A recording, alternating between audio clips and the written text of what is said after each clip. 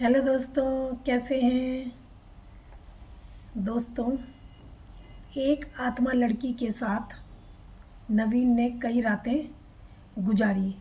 जब उसे पता चला तो क्या हुआ।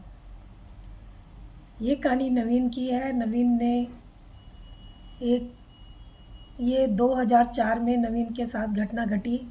वो एक ट्रक ड्राइवर था।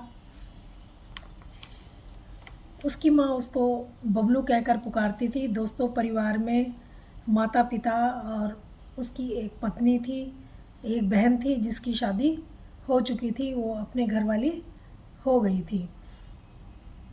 उनका एक बगीचा था, थोड़ा खेती भी थी, पर वो अपने शौक़ के लिए ड्राइवरी करता था। इसलिए वो ट्रक ड्राइवरी कर रहा था तो क्या होता है कि जिस थोड़ा सा उससे उसकी आमदनी हो जाती थी, उसका हाथ खर्चा चल जाता था। उसकी शादी को 1.5 साल हो गया था, लेकिन उसके अभी कोई बच्चे नहीं थे। उसकी जो पत्नी होती है वो हष्ट पुष्ट होती है, लेकिन ऊपर से देखने में तो वो ठीक थी, लेकिन अंदर से उसको बीमारी थी, वो हार्ट की थी। वो ऊपर से देखने से कुछ पता नहीं चलता था। एक दिन उसको अचानक हार्ट अटैक हो जाता है और वो मर जाती है। जब वो मरती है तो उसके 6 महीने बाद ही बबलू की भी माँ भी मर जाती है। वो तो ठीक थी, लेकिन अचानक ही उसको भी क्या होता है पता नहीं, और वो भी हार्ट अटैक से मर जाती है। अब घर में बबलू और उसके पिता ही दोनों बचे थे। बबलू ट्रक ड्राइवरी करता था। उसके पिता बहुत परेशान हो गए थे। घर में दो दो मौतें हो गई तो उसके पिता अकेले रह गए। उसके पिता गुमसुम हो गए। वो किसी से बात नहीं करते थे, कहीं आते जाते नहीं थे, अकेला ही रहते थे और चुप रहते थे। वो भी कई दिन तक काम पर नहीं गया, पिता के साथ घर पर रहा। वो कब तक घर पर रहता। उसने पिता को बहुत समझाने की कोशिश करी, लेकिन पिता जो थे वो सदमे में आ गए थे। वो किसी से बातचीत करने के मूड में ही नहीं थे। अब वो काम पर जाने लगता है, अपना ट्रक ड्राइवरी करने लगता है। उसके पिता धीरे धीरे साधुओं की संगत में आ जाते हैं। साधु उनके घर में आते, वो साधुओं के साथ भजन कीर्तन करते और साधुओं की मंडली में ही शामिल हो गए बाद में, और साधुओं के साथ ही घर से निकल जाते। एक बार वो उसके पिता ऐसे ही निकल गए तो वो पिता को ढूंढने लगा, लेकिन पिता का कहीं पता नहीं चला। बाद में लोगों से पूछने पर भी कुछ पता ही नहीं चला। बाद में एक आदमी ने बताया कि तुम्हारे पिता साधुओं के साथ में जाते हुए मैंने देखे थे। वो समझ गया। अब उसके पिता जब 15 दिन बाद घर में आए तो ये जब साधुओं को साथ में लेकर आए, भजन कीर्तन कर रहे थे। ये ट्रक ड्राइवर था। ट्रक ड्राइवरी से ये रात को लौटता था।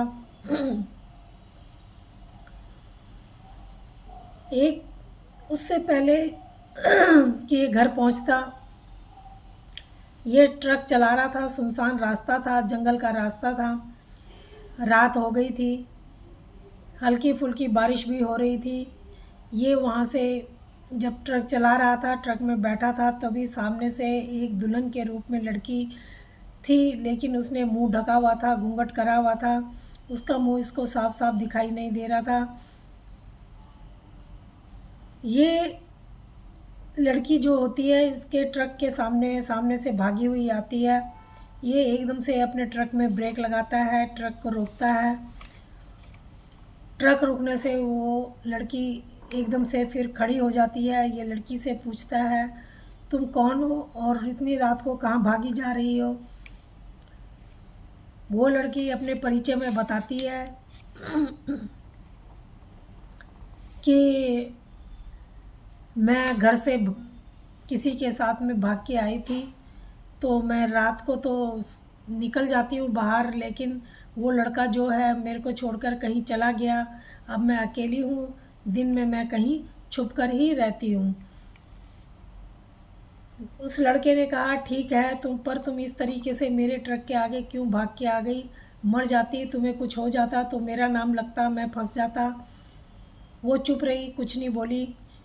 बाद में उसने सोचा कि ये लड़की अनाथ सी है, इसका अब क्या करा जाए। वो उसको बोलता है कि मैं भी अकेला रहता हूँ घर पे, अगर तुम चाहो तो मेरे घर में मेरे साथ में आ सकती हो। वो कुछ ना बोली और उसके साथ जाने को तैयार हो गई। वो उसके साथ चली जाती है उसके घर पे।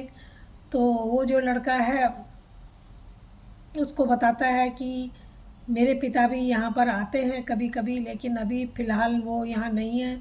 ये उनकी चारपाई है, तुम इस पे सो जाओ और मैं अपनी चारपाई पे सो जाता हूँ। वो उस चारपाई पे बैठती है, तभी उसको पता नहीं क्या होता है, वो एकदम से खड़ी हो जाती है, जैसे उस चारपाई में से कुछ उसको कांटे चुभे हों।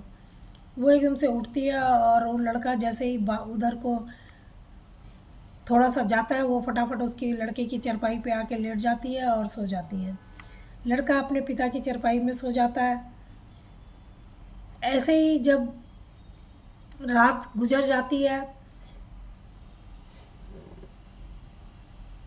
वो सुबह उठ के देखता है तो उसको लड़की वहाँ पर नहीं मिलती। वो परेशान हो जाता है, वो उसको ढूंढता है, गांव वालों से बाहर निकल के पूछता है तो उसका पता नहीं मिलता, किसी ने उसको नहीं देखा था। वो पूछता, जिससे पूछता तो अनजान आदमी से ही पूछता, अगर किसी ऐसे आदमी से पूछता तो वो उसके पिता को बता देते, तो इसलिए वो किसी ज़्यादा लोगों से पूछ भी नहीं पा रहा था। वो इसकी इंतज़ार करता है, वो नहीं आती। फिर वो अपने काम पर चला जाता है। रात होती है, जब वो घर आता है देखता है लड़की घर पर है। वो उसको पूछता है, सुबह तुम कहाँ गई थी? वो उसको बहाना मार लगा देती है, कहती है कि मैं घर के अंदर मुझे अच्छा नहीं लग रहा था, तुम सोए हुए थे तो मैं हवा खाने बाहर खेतों की तरफ चली गई थी। वो कहता है चलो ठीक है। ऐसे ही दूसरी रात को भी होता है, वो रात को फिर गायब हो जाती है, सुबह उठ के फिर गायब हो जाती है। वो सुबह उसको ढूंढता है, फिर उसको नहीं मिलती है। ऐसे ही सिलसिला 2 4 5 दिन तक ये सिलसिला लगातार चलता है। वो रात को खाना लाता है उसके लिए कि उसको खाना भी खाना है, वो भूखी होगी, खाना देता है रात को, वो खाना भी खाती है, सोती भी है। अब उनके संबंध अच्छे बन गए थे, दोस्ती हो गई थी, वो पति पत्नी की तरह रहने लगे थे, पर किसी को बताया नहीं था। अब वो जो लड़का होता है वो काम पर गया होता है, तो उसके जो पिता होते हैं वो साधुओं की मंडली लेके अपने घर आ जाते हैं। जब वो घर आता है तो भजन कीर्तन हो रहा होता है, दरवाज़ा खुला होता है। वो दूर से ही देख के डर जाता है, वो सोचता है वो लड़की भी होगी, पिताजी ने देख ली होगी तो पिताजी गुस्सा होंगे, डांटेंगे मुझे, पूछेंगे मैं क्या जवाब दूंगा।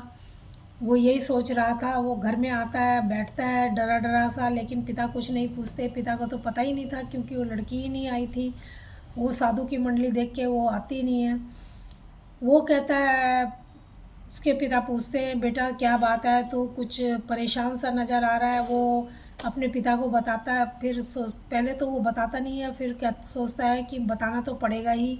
फिर वो अपने पिता को सारी बात बताता है। उसके पिता समझ जाते हैं और उसको एक गले में बांधने को कुछ पहनने के लिए देते हैं और हाथ में बांधने के लिए कुछ ताबीज़ देते हैं।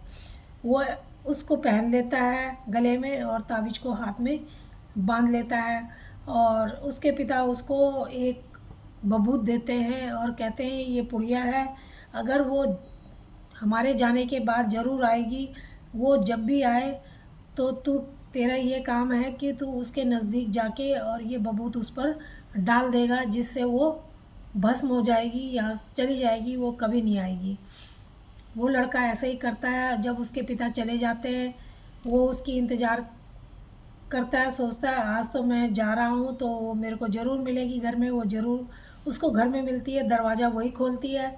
वो अंदर जाता है, उसके करीब पहुँचता है, पहुँच के जैसे ही उस पर बबूत डालता है, वो एकदम से जल उठती है और एकदम से बाहर भागती है। वो भागते भागते दूर चली जाती है और वो कहीं दिखाई नहीं पड़ती। फिर उसको सपना होता है, सपने में उसको दिखाई देता है, वो कह रही है कि ये जो तूने पहना हुआ है इसको उतार कर फेंक दे और ये बबूत घर से बाहर फेंक दे। मैं तुझसे बहुत प्यार करती हूँ, मैं तेरे पास रहना चाहती हूँ। वो समझ जाता है, वो ऐसा बिल्कुल भी नहीं करता और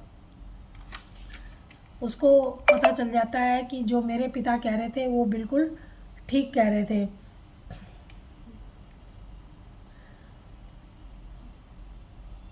वो कहती है कि मैं वादा करती हूँ कि तुझे कोई नुकसान मैं नहीं पहुँचाऊँगी।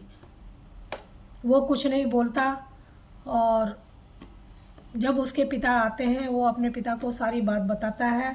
उसके पिता कहते हैं बेटा वो अब कभी तुम्हारे पास लौट के नहीं आएगी अगर तुम ये सब अपने पास रखोगे। तो दोस्तों ये कहानी कैसी लगी? अगर अच्छी लगी हो तो प्लीज़ लाइक और सब्सक्राइब ज़रूर करना। धन्यवाद।